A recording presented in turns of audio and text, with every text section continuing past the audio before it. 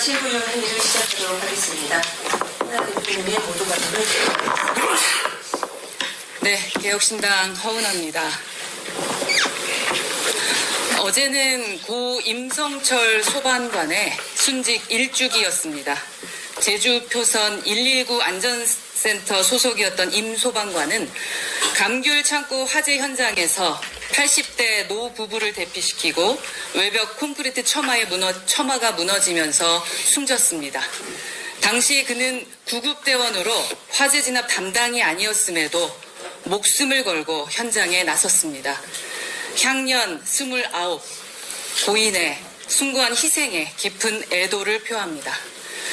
그러나 고 임성철 소방관의 순직은 단지 개인의 헌신에서 끝날 문제가 아닙니다.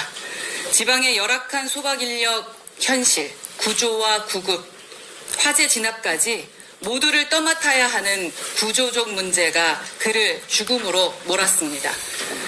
소방공무원은 2021년 국가직이 된 이후에도 예산과 인력은 여전히 지방정부에 의존하고 있습니다.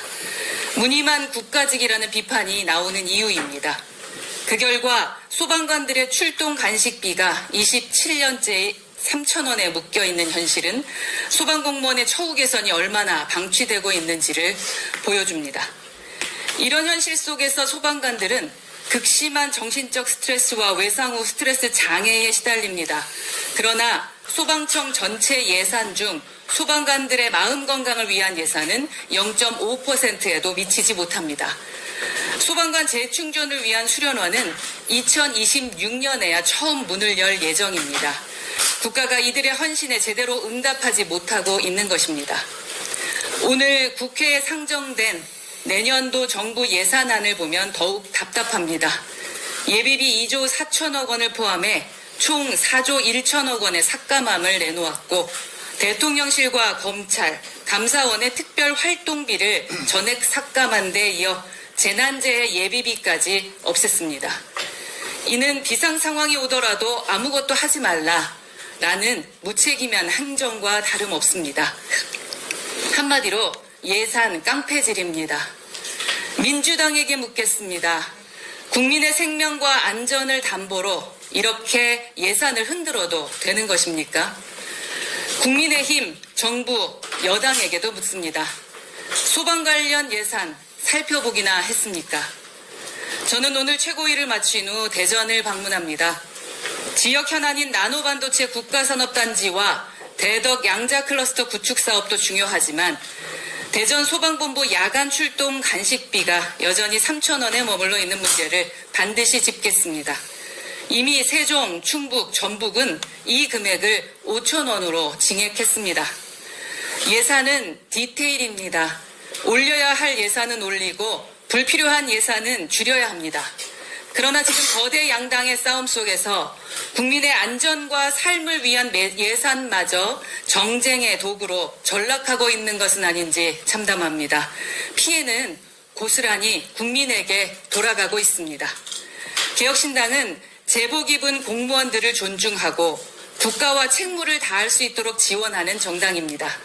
의료와 교육이 무너지고 국가 안보와 국민 안전을 책임지는 이들의 사기마저 꺾인다면 대한민국의 미래는 더욱 암담할 것입니다. 개혁신당은 소방관을 비롯한 국가를 위해 헌신하는 모든 분들과 함께 하겠습니다. 다시 한번 고 임성철 소방관의 숭고한 희생을 추모합니다. 이상입니다.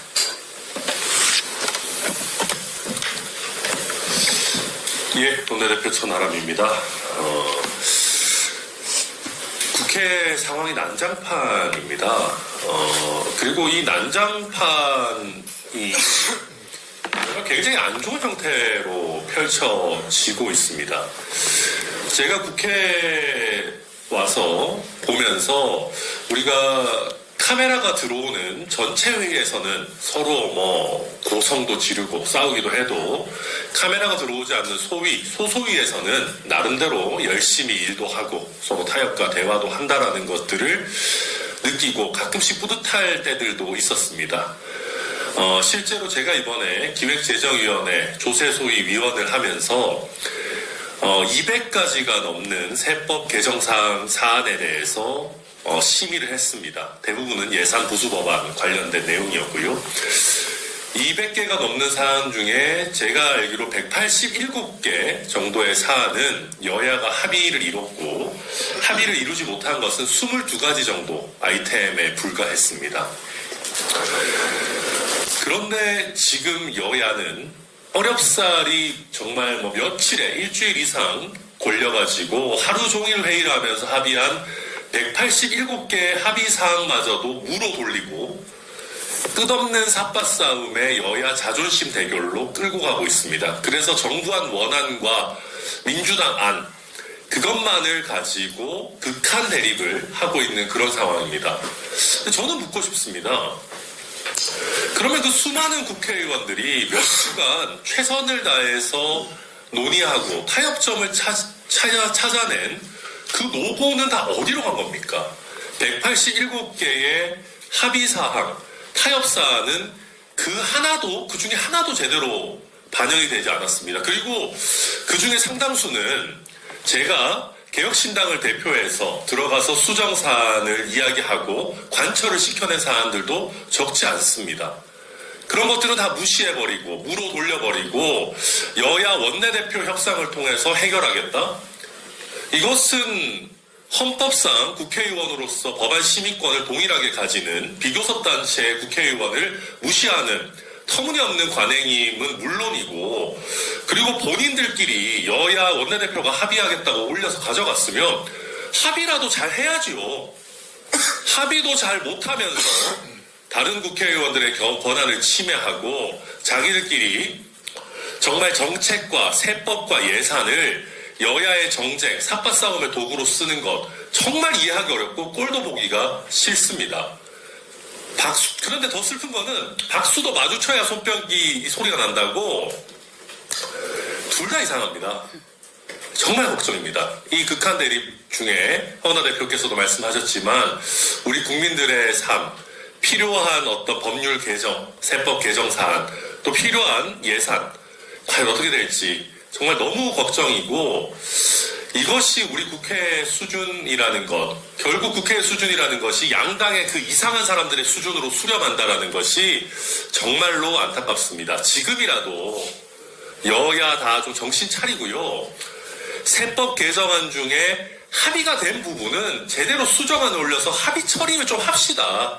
그리고 예산도 마찬가지입니다. 예산도 서로 조금씩 물러나서 증액 심사되고 좀 뭔가 서로 타협이 된 부분들은 그대로 가도 되지 않겠습니까? 왜 꼭 극한 대립을 해야 됩니까? 정말 안타깝고요. 국회의원의 한 사람으로서 내년도 예산과 세법 개정안들 정말 중요한 내용들 많은데 참 참담한 심정입니다. 앞으로 저희 개혁신당이라도 열심히 하겠다는 말씀밖에는 못 드린 상황이라서 참 죄송스럽고 열심히 하겠습니다.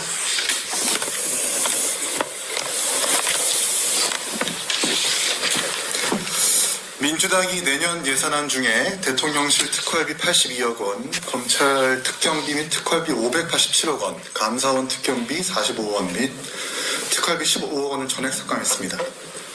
수사와 감사, 정부 운영의 직접적인 보조 예산이라기보다 주머니 쌈짓돈처럼 사용되어 온 불투명한 예산을 깎는다는 건 분명 평가받을 만한 일입니다. 그러나 국회는 어떻습니까? 혈세 낭비를 막겠다는 진정성을 인정받으려면 정부를 향해 세운 그 엄격한 잣대가 국회 본인들에게도 적용되어야 하지 않겠습니까? 민주당은 정부 특활비 예산 수백억을 대폭 삭감한 데 반해서 본인들이 쓸 특활비 9억 8천만 원과 특정 업무 경비 185억 원은 그대로 유지했습니다. 국회는 되고 정부는 안 되는 내로남불 예산의 전형입니다. 국회 특활비는 일반 평의원들은 대부분 가지고 있지 않습니다. 의장단, 즉 상임위원장과 의장, 부의장 등 국회 회의를 운영하는 주체가 대부분 사용하는 예산입니다. 고로 거대 의석과 의정 주도권을 가진 민주당의 예산이라고 해도 과언이 아닙니다. 그런데 말입니다. 민주당이 불투명한 예산을 논할 자격이나 있습니까? 이재명 대표가 지금 어떤 수사와 재판을 받고 있습니까? 법인카드 유용 혐의, 시민과 도민의 세금으로 본인의 배를 불렸다는 배임 재판 받고 있는 것 아닙니까? 혈세 슈킹의 대명사가 불투명한 특활비 예산을 감액한다니요. 그 자체로도 코미디입니다. 더 심각한 건 예비비 삭감입니다. 예비비는 그야말로 재난, 불확실성에 대비할 수 있는 법정 의무 예산입니다. 풍수해, 폭설, 폭우, 재난 등 자연재해는 물론 경제 사정에 있어서도 유사시에 지출할 수 있는 최후의 보루와도 같은 돈입니다. 혈세 지출에 있어서는 가장 불확실하고 가장 불투명한 정당이 불확실성에 대비할 정부의 예비비 예산을 삭감한다는 게 가당키나 합니까? 민주당은 정부의 예산을 삭감하려면 유사한 국회 예산부터 삭감하십시오. 예산의 형평성을 기하고 무엇보다 솔선수범하십시오. 이재명 사법 리스크를 가릴 분노만 남은 방탄 예산, 억지로 대통령을 끌어내릴 탄핵 예산 말고 본인들을 뽑아준 국민을 위한 예산을 세우시길 촉구합니다. 이상입니다.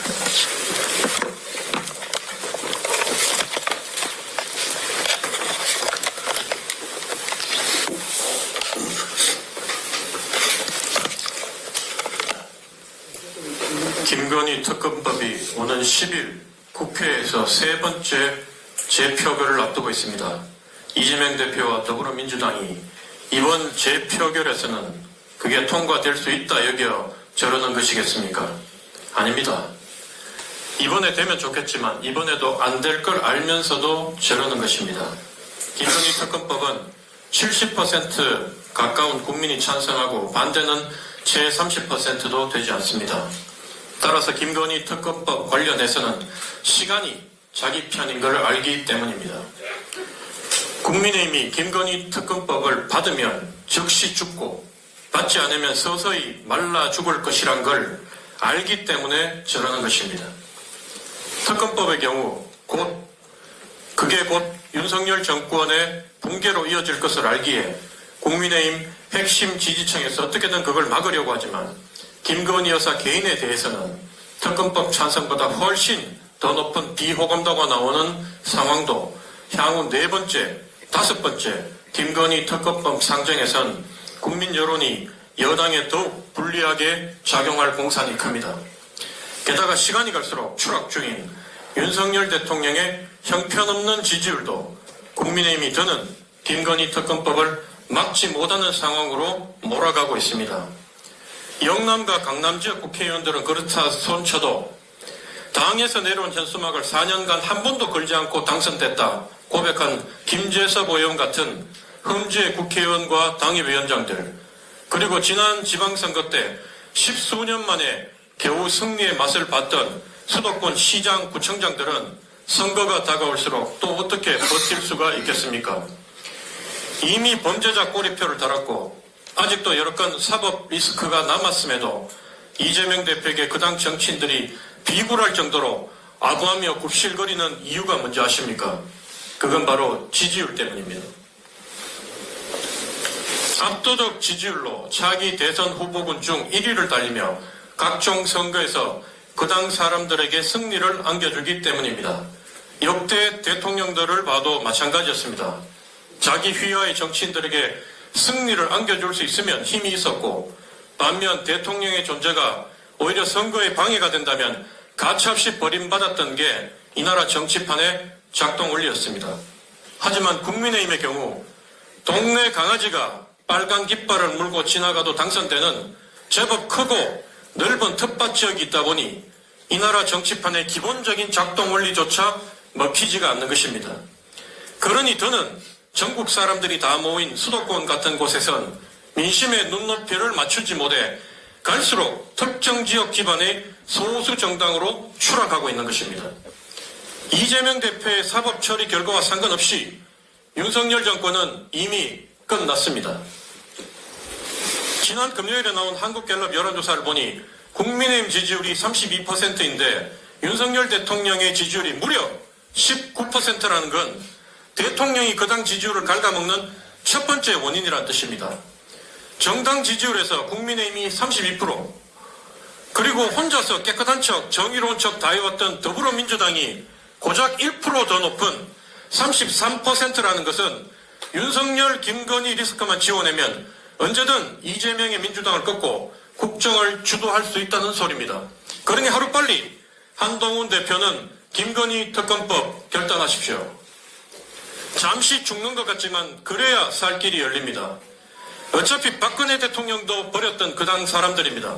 버린 정도가 아니라 박근혜의 오른팔, 왼팔 자리를 놓고 그리 이전 투구하던 그 사람들이 대통령을 감옥 보낸 문재인 정권의 칼잡이를 이젠 주군으로 모시고 찐윤 경쟁을 하는 모습이 한편의 블랙 코미디를 보는 것 같습니다. 그리고 현재 국민의힘 안에서는 한동훈 대표보다 더 경쟁력을 갖춘 대권 후보도 없습니다. 홍준표 대구시장이 한동훈만 꺾으면 내가 대권 후보 된다 얘기고 저리 윤석열 대통령 편들고 난리를 쳐도 보수 지지층에서조차 지지율이 요지부동인 것은 홍준표로는 죽었다 깨어나도 다음 대선 못 이긴다는 생각들을 다들 마음속에 갖고 있기 때문입니다. 어차피 국민의힘 극렬 지지층은 이재명이 이길 사람이 한동훈이 하나밖에 없다 하는데 웃자겠노? 라며 한동훈 대표 중심으로 뭉칠 것입니다. 국민의힘이 이젠 잃어버린 이 나라 정의와 상식의 회복으로 여기고 있는 김건희 특검법을 빨리 받아들이고 동시에 암군과도 같은 윤석열 대통령 및 그 추종 세력들과 단절 후 상식과 양심이 통하는 건전한 세력들이 모여 함께 더불어민주당의 폭주를 막아내었으면 합니다. 이상입니다.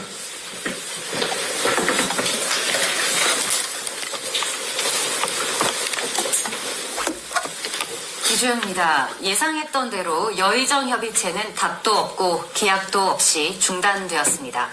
개선의 의지도 변화의 노력도 없는 정부의 태도에 실망한 대한의학회와 한국의과대학 의전협회가 여의정으로부터 탈퇴를 선언한 겁니다. 그간 정부의 행보를 생각하면 누구나 예상할 수 있었던 당연한 수순입니다. 여당도 똑같습니다. 야당도 똑같습니다. 소일은 외양간에 말이라도 넣으면 안 되겠냐는 정부나 망가진 울타리 가져다 우리 집 군불이나 떼자는 야당이나 다를 바가 하나도 없습니다. 정부는 핵심 의료 지원을 강화하겠다더니 신생아 집중치료실에 대통령이 직접 행차까지 해서 고작 들고 나온 이야기가 1.5kg 미만의 이른둥이 수술수가를 대폭 인상하겠답니다. 말은 좋습니다. 고위험 고난도 의료행위에 적극 보상하겠다. 현장은 코웃음을 칩니다. 저도 눈을 의심했습니다. 생존화 기준 하위 3%일의 체중은 2에서 2.3kg입니다. 표준 편차 밖에 한참이나 나가 있는 희귀한 대상을 콕 집어 극단적으로 예외적인 상황에 대한 수가를 대폭 올려주는 것이 현장에 무슨 도움이 될 것 같습니까? 30분을 넘기지 않는 심폐소생술을 1시간 이상 해야 그제서야 수가를 좀 더 쳐주겠다던 소리. 1년에 전국에서 20건 남짓하는 태아수술 수가 올려준다는 소리. 심장을 먹여 살리는 혈관 3개가 다 막힐 때 하는 시술이어야 겨우 수가를 찔끔 올려준다는 소리. 정부의 말은 언제나 똑같습니다. 돈을 쓰기는 싫은데 적극 지원하는 척 대폭이라는 말로 광고를 하자니 이런 방법밖에는 안 나오는 겁니다. 의료계는 이미 여러 번 속았습니다. 정부의 뻔한 수사는 더 이상 통하지 않을 겁니다. 국민들 역시 이제는 기대를 잃고 계십니다. 정부의 하나마나한 쇼도 더 이상 통하지 않을 겁니다. 가뜩이나 바쁜 병원 그만 가시고 얼마 남지도 않은 핵심 의료 인력들 그만 좀 불러대십시오. 이야기는 이미 다 했습니다. 필요한 것은 정부의 결단뿐입니다. 이상입니다. 회의를 비공개로